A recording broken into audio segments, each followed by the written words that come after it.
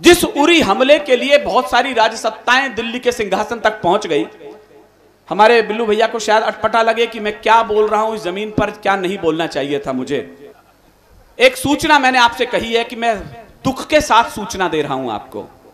उरी हमले के 18 तारीख के दिन मुझे एक भी न्यूज चैनल पर उसकी बरसी थी, कोई नेता की श्रद्धांजलि देते हुए कोई वक्तव्य मैंने सुना नहीं। अगली बात उससे ज्यादा शर्मनाक है, बंबई के अंदर बाड़मे के हमले याकूब मेहमन की कब्र को मजार में बदल दिया गया और उस पर लाइटिंग कर दी गई। और मैंने कहा मुझे शर्म है ये बात कहते हुए, किसके राज में हुआ ये सब?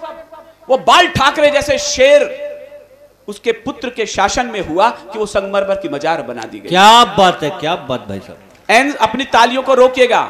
एनसीपी का बड़ा नेता कह रहा था शायद सरकार को अकल आ गई है कि वो आतंकवादी नहीं था, वो एक भला इंसान था।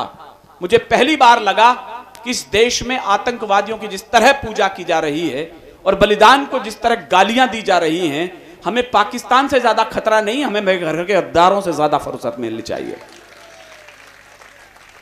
मैं 2 लाइन में तालियों में गूंजता देखना चाहता हूं इस पंडाल को।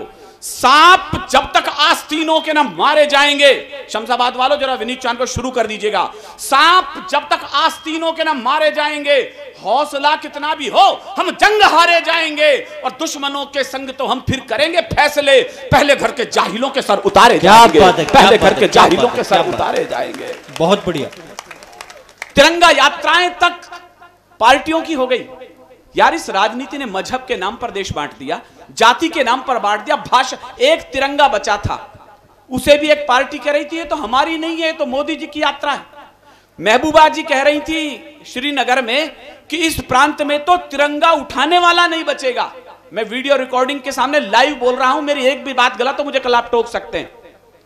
क्या कहा? तिरंगा घाटी में अब और नहीं लहराएगा। क्या आपकी तालियां थप्पड़ की तरह श्रीनगर पहुंचे थे। विनीत चांद अपनी बात ठीक बोल रहा है तो क्या कहा? तिरंगा घाटी में अब और नहीं लहराएगा। क्या कहा कि जनगण मन घाटी में नहीं कोई दोहराएगा।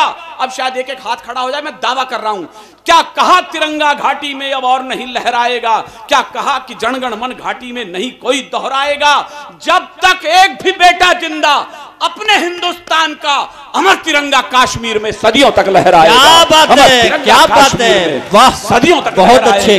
अमर तिरंगा काश्मीर में सदियों तक लहराएगा। बोलो भारत माता की, भारत माता की। अच्छे स्कूलों में पढ़े होगे, भारत माता की जय सीख गए होगे। मेरी बात को फिर रिसीव करना। दिल्ली के जेएनयू के अंदर पढ़े होते तो अब तक भारत तेरे टुकड़े होंगे इंशाअल्लाह के नारे सीख चुके होते हैं। सही बात। यहां जो जितना बड़ा है वो उतना ही बड़ा देशद्रोही है। इसीलिए मुझे अपने सरकारी स्कूल के फटी नेकर के बच्चे पसंद आते हैं जो कम से कम भारत माता की जय तो सीखते हैं प्राइमरी स्कूल। बड़ी बात है। वहां तो आवाजें लग रही हैं, घर घर से अफजल निकलेगा, भारत तेरे टुकड़े होंगे इंशाअल्लाह इंशाअल्लाह। मुझे तालियां नहीं चिंगारियां चाहिए आपके हाथों में इस बार। घर घर से अफजल निकलेगा, घर घर से अफजल निकलेगा। निकम्मा यदि घर घर से अफजल निकलेगा तो क्या घर घर से भगत सिंह पैदा नहीं हो जाएंगे इस देश के अंदर? जिसके गायन से माता की परतंत्र बेड़ियां टूट गईं, जिसके गायन से माता की परतंत्र बेड़ियां। भैया ने कहा कि भारत माता की जय नहीं गाऊंगा, इनकी भाषा अलग है। मेरा कहने का तेवर क्या है, आपका सुनने का तेवर क्या हो? मुझे भ्रम है मैं हिंदुस्तान की सबसे पढ़ी लिखी कौम के सामने अपनी कविता पढ़ रहा हूं।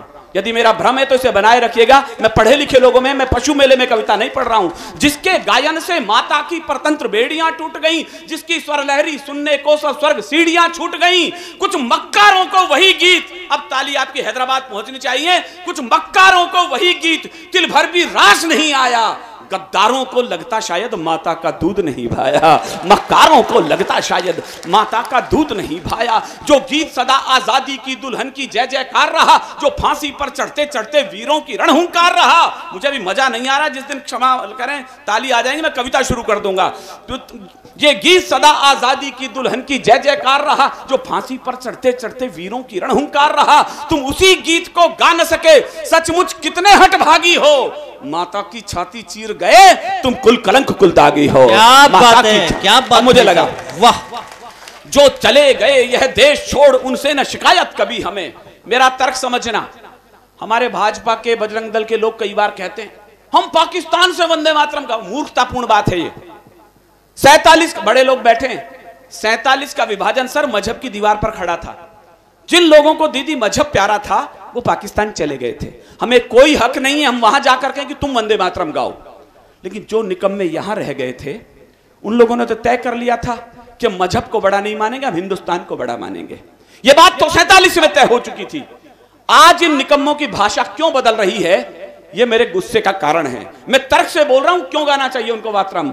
जिनके गायन से माता की परतंत्र बेड़ियां टूट गईं, जो चले गए यह देश छोड़, उनसे न शिकायत कभी हमें। मैं विनीत होता हूं, तर्क के साथ बोल रहा हूं। जो चले गए यह देश छोड़, उनसे न शिकायत कभी हमें, पर तुमने इसको वतन कहा इसलिए मोहब्बत अभी हमें। हाँ, क्या बात। मैं विनीत हो रहा हूं और अगली पंक्ति में चौहानी तेवर बाद आए तो फिर तलवारों की खनखनाहट आपकी हथेली में उड़ जाए। जो चले गए यह देश छोड़, उनसे न शिकायत कभी हमें, पर तुमने इसको वतन कहा इसलिए मोहब्बत अभी हमें। वरना इस घटना पर तुमको हम बांट छांट भी सकते थे। जो भारत की जय गा न सकी वो जीभ काट भी सकते थे। क्या जो भारत की जय गा न सकी, वाह वाह, जो भारत की जय गा न सकी वो जीभ काट भी सकते थे। अच्छा होता तुम बन हमीद माता का कर चुका देते, इस राष्ट्रदेव के चरणों में तुम अपने शीश चढ़ा देते। हम भी चाहते हैं मरे अगर धरती की गोदी यही मिले, 100 बार स्वर्ग छिन जाए मगर माता की गोदी यही मिले। 100 बार स्वर्ग छिन जाए मगर माता की गोदी यही मिले।